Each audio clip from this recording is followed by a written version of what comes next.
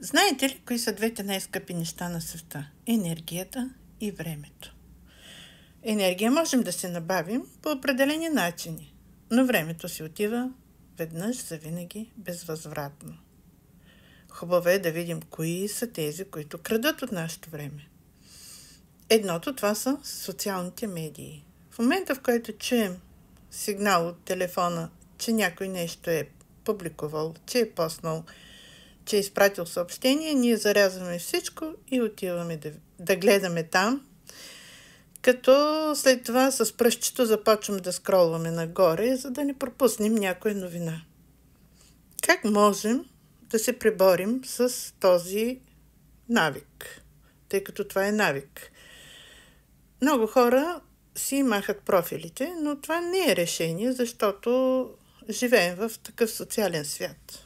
И то социален по интернет. Моят съвет е да си направите график. Кога, коя част от деня, колко време ще отделяте за социалните медии. Няма да пропуснете много.